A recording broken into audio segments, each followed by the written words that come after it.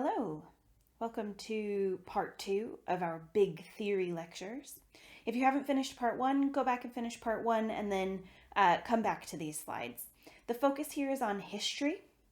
So this is the history of the border, both kind of in theoretical terms and in practical terms. We're talking about content, so we're talking about kind of facts and stuff, the sort of historical record, but also the historical method, which we'll get to specifically in the mini lecture slides on Foucault.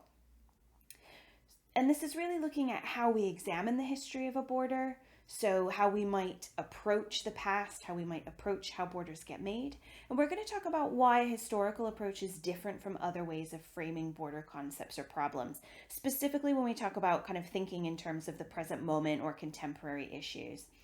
And I'm going to ask you to really think about what the historical approach gives us that a more political or economic approach doesn't. I am essentially a glorified historian. I'm a historical geographer. My work is very much rooted in thinking about the relationships between the past and the present. I use a historical approach to understanding borders, and I think it's really important that we think about the relationship between the past and the present, because otherwise we can't fully appreciate the nuances and complexities of the border contexts that we're talking about. The past illuminates a whole host of problems and questions and realities that we don't get if we think about issues as rooted simply in the present moment. So today we're going to talk about a history of the border. So we're going to return to some of the concepts from the previous lecture slides, and we're going to focus specifically on the big four, right? The fence, the cell, the wall, and the checkpoint. So why history? Why history of the border? Why am I forcing you to think about the past when you may have decided to take this course because you're interested in questions around the present? You might begin to notice from many of your readings that historical approaches to borders aren't actually very common. So in the readings listed for weeks 1 and 2, you may have noticed that most of those readings don't focus on the past. They don't focus on historical approaches. And this is fascinating, given the fact that most of the borders that exist today are very recent. And you may disagree with me, but I find that the origin stories of a border are key to understanding how a border currently works. So Foucault agrees. Michel Foucault, famous French post-structuralist. If you've taken a course with me before, you've probably heard me mention him. He calls the early period of his work that leads to the publication of his book Discipline and Punish, which is what we'll be reading in week 3, a history of the present.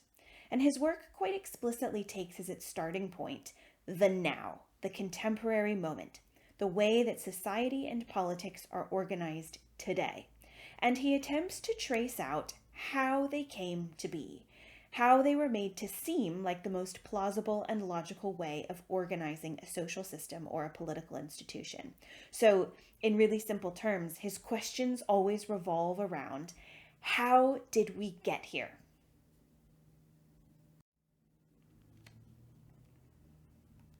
So we're going to start with Thomas Nail's historical Marxist analysis of the 4 categories of border structures that he identifies: the fence, the cell, the wall, and the checkpoint. This is just a reminder of the previous slides. And like Nail, we start with a fence. Because we're doing a historical approach here, we start with the oldest type of structural border. The fence dates to the Neolithic age, so like super, super old. There are a few types of fences that Nail identifies, but the key thing about the fence, according to Nail, is that the movement that the fence facilitates is centripetal, by which he means they force things into the center. So this is associated with the historical moment in which humans as communities start to settle down. They stop moving and they create more permanent or lasting settlements.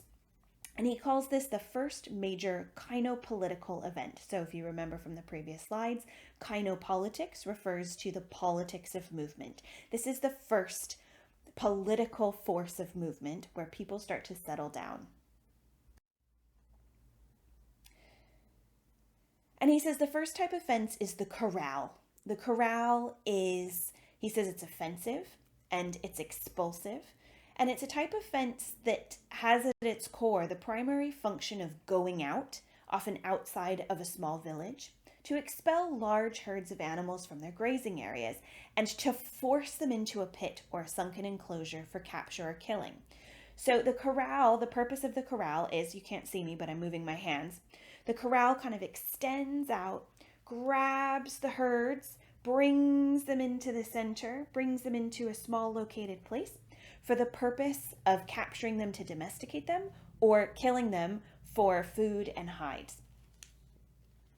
The fence forces the herd towards the center, right? So brings them, they're all way out grazing. They're really, if you think of like sheep in the Outer Hebrides, for example, what the fence does is it captures them, it brings them into the center, and it brings them together.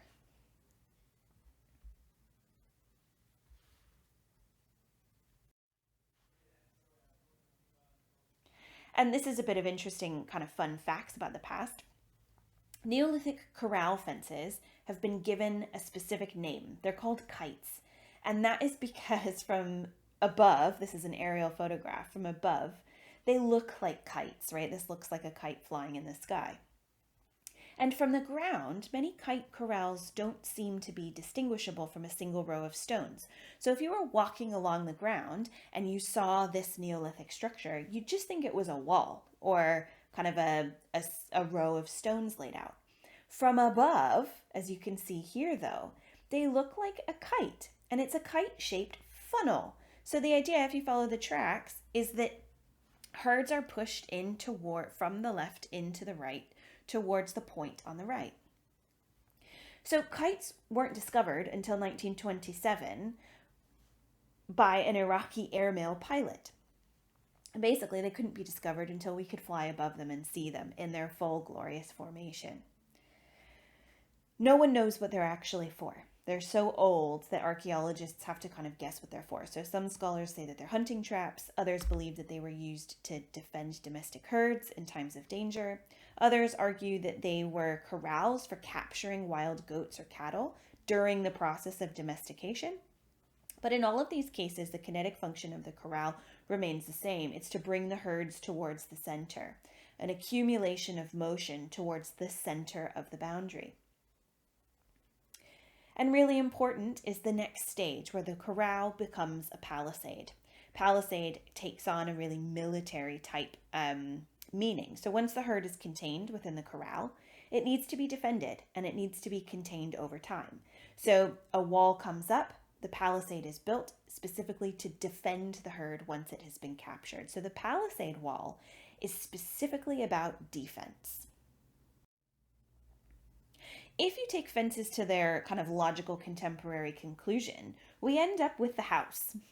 So the house is a kind of domestic palisade, and this is because the house facilitates movement in a similar way to the palisade. So if you think of the house as a sort of defensive mechanism for us, it provides shelter from the outside world. So the house is centripetal, right? It brings people towards the center. You come inside and then you move towards the center of the house. And it's kind of a vessel for us, like for human beings and all of our stuff. And the house is more than a concrete technical object, right? It's not just a structure in which we sort of, exist without any sort of meaning. It's also a social border. And Thomas Nail calls it a social border technology, by which he means the house serves a function of creating social relationships, right? And the house is really good at, in our kind of lived context in Western Europe, at creating a nuclear family. And once we start to divide people into separate dwellings according to this kind of social border technology, divisions of labor and the dividing of space for different types of activity becomes possible. So if you're quite wealthy and you have the resources and materials to create a home gym, you can create a specific room walled in that is specifically designed for exercise. So you can start to differentiate spatially different types of activities, right? So kitchens, for example, bathrooms, bedrooms, shared living spaces, enclosed outdoor spaces, right? All different types of activities take place in these spaces. And importantly for Nail, because he's a Marxist, different types of labor take place in these different spaces. So of course, in a Victorian period, certain types of people were in the kitchen doing domestic labor around cooking and cleaning, for example, and other people were not necessarily in the kitchen doing those same types of labor. When we start to see structural divisions between communities, we start to see separate groups form. So the house, or the kind of shelter, is the first stage of starting to build cohesive communities with a way of discerning insiders and outsiders. So people who are considered to be inside the palisade versus outside the palisade are considered inside the community versus outside the community. So it may seem really abstract and simple, but fences are the first kind of architectural function of creating social relationships of insider and outsider. And these are exactly the same forces that are at work when we talk about any of the geopolitical border contexts on this course.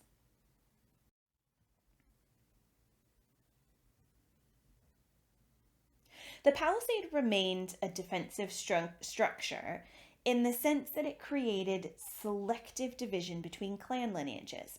So those who were allowed into the inner circle because their ancestors were part of it, and there were others who weren't allowed in because their ancestors weren't a part of the clan lineage. So in this way, a stronger sense of shared identity is produced by the palisaded enclosure. But also an increasingly large social division exists between larger and larger groups of people. So the communities start to grow. So if you think beyond a village, right, you have towns or cities, or you have religious groups or language groups or cultural groups that start to find affinity with each other. Fencing wasn't a border that emerged from a centralized power. So it emerges at the local level. And it's periphery or centripetal segmentation that creates the conditions for a socially central power in the first place. This is Thomas Nail's jargony philosophical way of saying the fence comes before centralized power. This is not a chicken and egg situation. The fence actually creates the conditions for central organized power. You need a fence before you can have a local government. Only after fences start to become prominent and start to become ways of physically and spatially organizing society does a border power start to emerge or become dominant during the ancient period. So this is just a reminder here. Fencing was not a border that emerges from a centralized power. It was a periphery or centripetal segmentation that creates the conditions for a socially central power in the first place. That central power is bound up intricately with the wall. So the wall consolidates a group of fences and all of the social movement happening inside them into a single wall under a political structure. And this in ancient times is the city-state. Really, really common if you know anything about ancient Greek history. The city-state is the key form of political structure that exists inside a wall. So while the fences exist inside the wall, so houses, shops, gardens, etc., and the fences inside create communities within the wall itself is a defensive operation that keeps all of those communities safe. So the wall expels what Nail calls social forces that are unwanted inside it. So the wall keeps outsiders out and insiders in. And the wall comes about as people move closer together. So as urbanization processes start to take hold and people move towards more urban-like centers, walls become very important because they bring people closer together. So this is Nail again. The wall creates a centrifugal social motion that consolidates the centripetal accumulations of the previous fence regime into a central point and redirects them outward with a new force. So this is a super jargony, abstract way of saying that the wall pushes out and brings in. So it pushes stuff outwards, the outsider, unwanted forces, keeps them out of the wall, and it also consolidates that movement to bring in, that centripetal movement towards the center of all of the people inside. Really, this is a kind of philosophical way of saying it pushes certain people out and it brings certain people in. And it's not just people. We're talking about animals. We're talking about plants. We're talking about weather. We're talking about environment. So it isn't just people that we're talking about. Historically, centrifugal motion, i.e. this pushing away, this pushing outward, emerges as the dominant form of motion alongside the rise of the cities and ancient empires of Mesopotamia, Egypt, Rome, and Greece. And this period is roughly around 3000 BCE. So we're talking about like super, super old ancient civilizations. The wall is defensive, remember. It pushes out. The wall is key. And this is practical, right? If you visit ancient city-states in contemporary nation-state of Greece, for example, you can see the remains of outer structures of city walls. Edinburgh itself has an ancient city wall. It runs alongside our building in Drummond Street, the Flodden Wall, right? This is not a form of border that's abstract to us. We know and we see the remnants of these types of borders every day. During this time, humans began to independently transition from fenced-in agricultural villages to walled-off urban centers. So they're moving from agricultural places, rural places, into urban centers. But Nail tells us that actually the first walls aren't made of stone and they're not made of wood. They're made of people. They're made of soldiers. So when you read Discipline and Punish, you'll read a lot about docile bodies. But the chapter that you're going to read opens with a description of soldiers' bodies. Foucault is very famous for writing about physicality and embodiment. He uses very sensual language. He uses very violent and descriptive language to describe the very kind of bodily nature of discipline and punishment.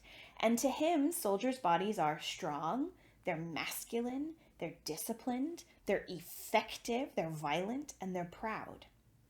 And together, these soldiers form a human wall that is mobile, so it can be sent out to defend the city. So the wall itself moves around as a defensive structure to defend the city. The power of the state to rule or monitor its territory then basically travels as far as the army is able to go. And so the border extends to that distance. So think about the Roman Empire, right? The Roman Empire makes it to Britain. Britain is really kind of proud of this early period of history. Hadrian's Wall is built, kind of halfway, a little bit further than halfway up the island. And that's because soldiers were sent outwards. So the Roman Empire's borders expand and expand and expand and expand as far as the army can go. Therefore, the army is essentially a mobile wall of soldiers. Wherever your soldiers can get to, that's how far your wall extends. Defensive structure walls are called ramparts. This is a word that you may know if you play medieval style video games. You may know it just like as a word off the top of your head. Nail is really specific. Ramparts are defensive wall structures, and ramparts actually work in a couple of different ways, and the specificity here is important, especially if we're going to critique contemporary walls. The territorial wall is a defensive wall here. And this wall, this is from Game of Thrones. You may or may not recognize it if you've seen Game of Thrones. This is a territorial limit wall. So it exists at the very, very edges of the limit of the empire. And the territorial limit wall is a defensive wall, but it doesn't operate as an inner or ultimate limit, which is a little bit abstract.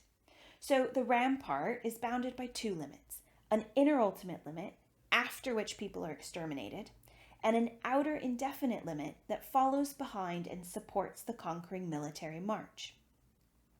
Like all border limits, the territorial wall doesn't define a permanent or fixed place. It's actually more like a defensive buffer zone or a supply line that retraces the military march.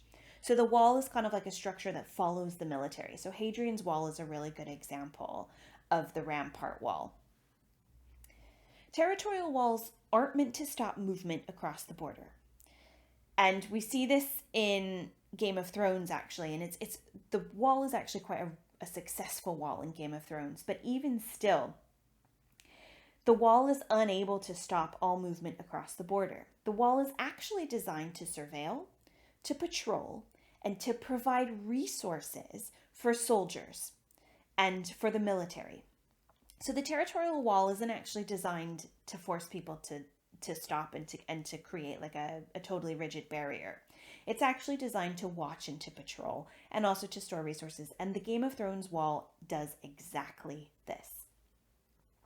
It's also important to mention, and it may seem obvious, but it's really important. The border wall has two sides: the side that faces outward and the side that faces inward. And the outward wall is the military wall, it's the defensive wall. And the side that faces inward is the rampart wall, the wall that represents the outermost limit of safety for people inside, right? If you go beyond the limits of the wall, you're no longer safe.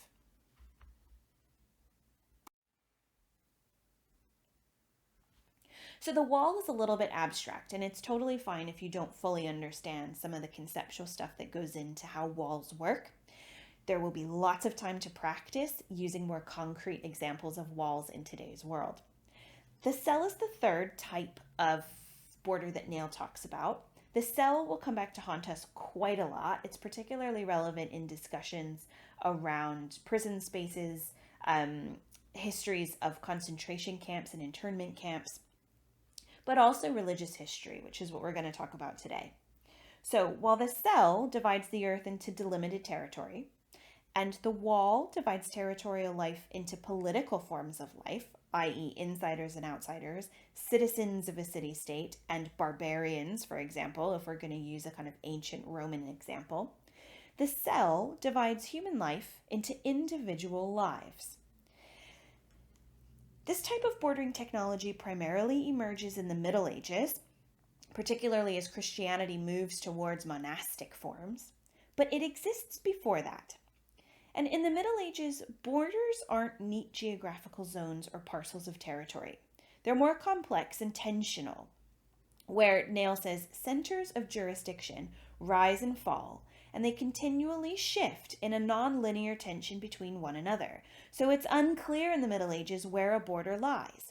They're shifty and fluid and mobile. Pockets of people are ruled by multiple lords during the Middle Ages, so you may owe allegiance or vassalage to more than one at a time. Power is decentralized during this period. It's spread out and it's shifty. You may throw your lot in with one lord one month and another the next month, right?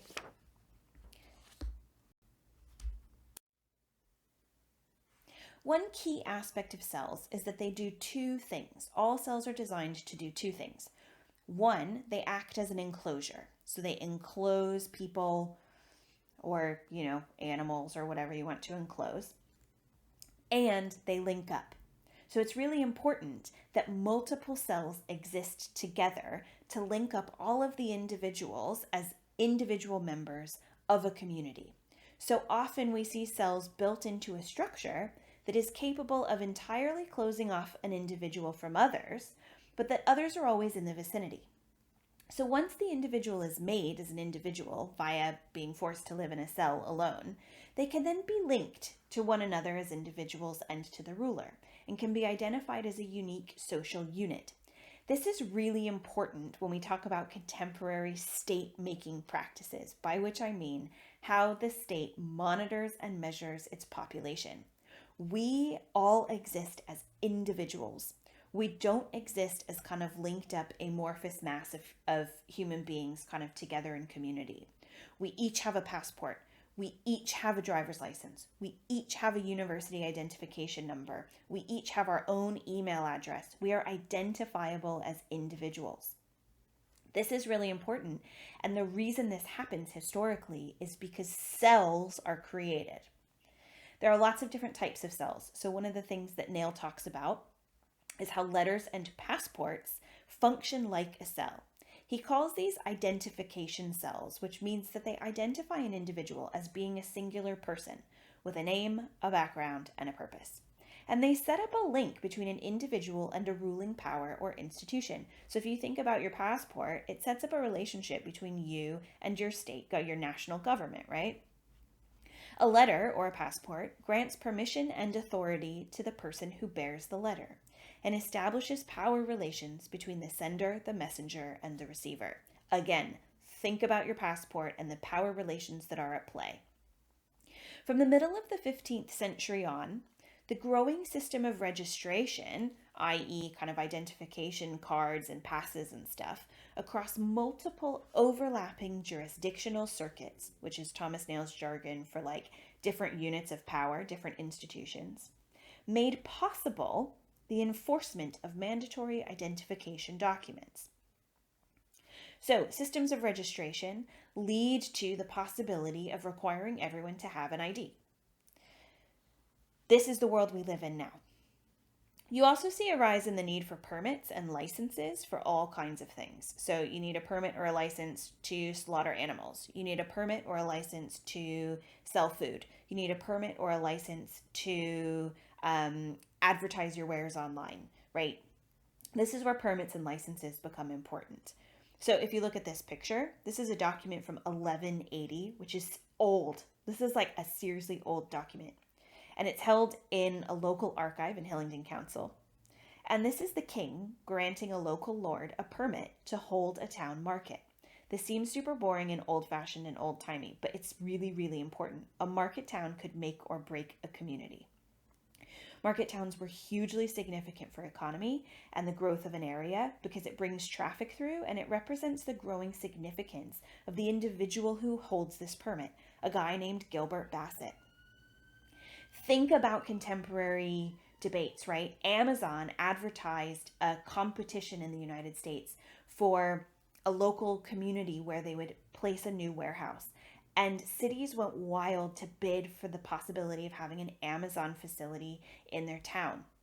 Amazon has a huge amount of power to bring economic growth, to bring jobs, to bring capital into a local community. This isn't new.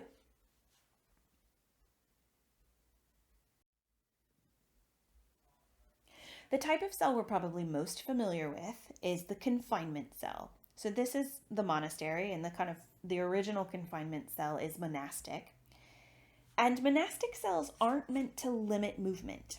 They're meant to prescribe and dictate certain kinds of movement. So it's not about stopping you from moving. It's about facilitating your movement in particular ways. And monastic cells are really old. They appear in the 4th century in Egypt, which is like a super long time ago. But back then, it was usually just a cave or a hole in the ground.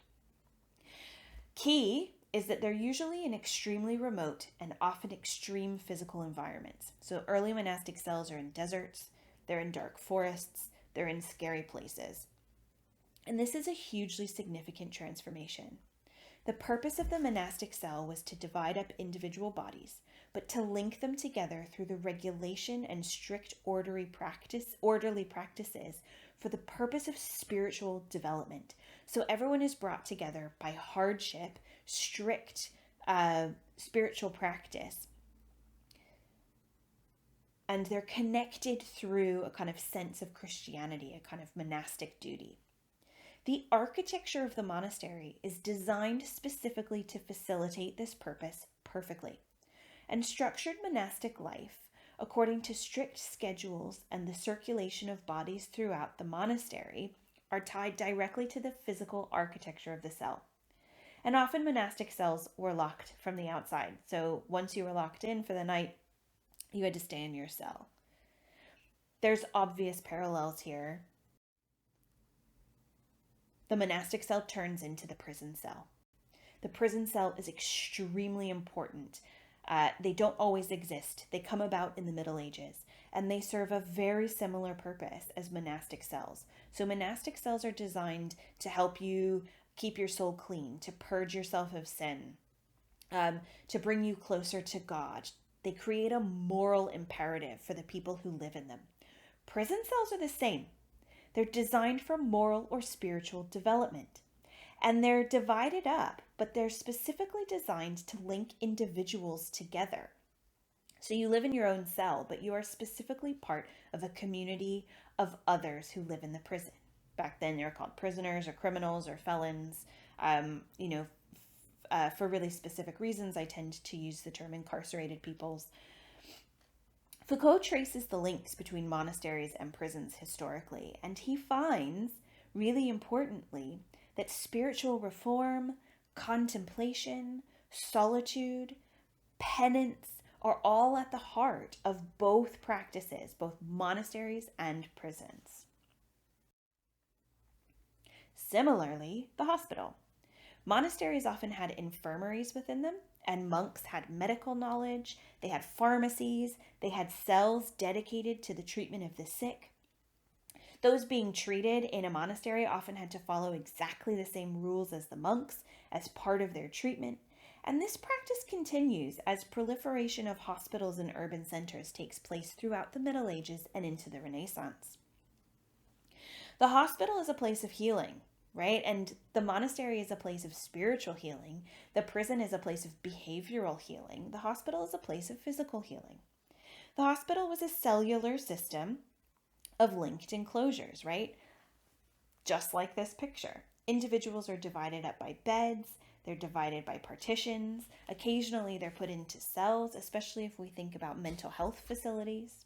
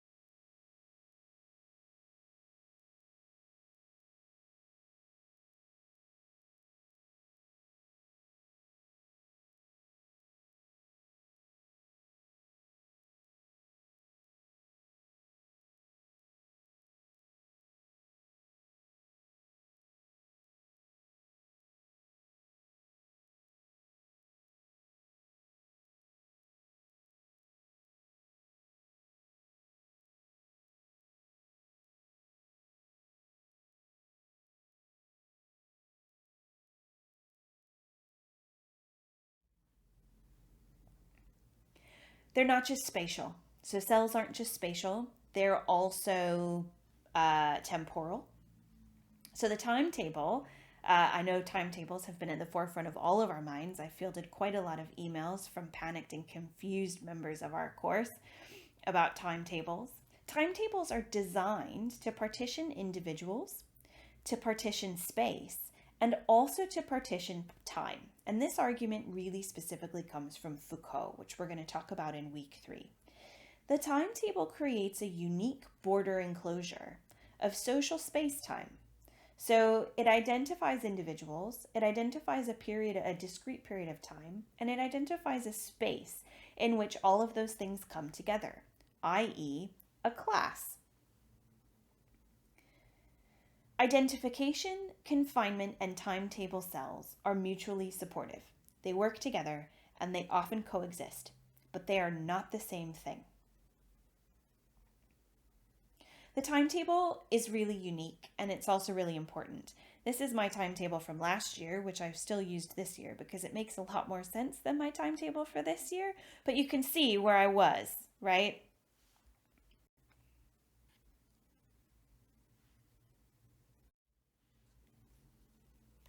And the final type of border that Neil talks about is the checkpoint. So if cells turn people into individuals, the checkpoint turns individuals into data, and specifically data that can be collected and stored and utilized. So for example, if you go through an airport checkpoint, it does a number of things. 1, it collects a photo of your face. 2, it takes a copy of your passport, your visa, your boarding pass, any other documents that you might need to show. And 3, it records all of this data on a central database.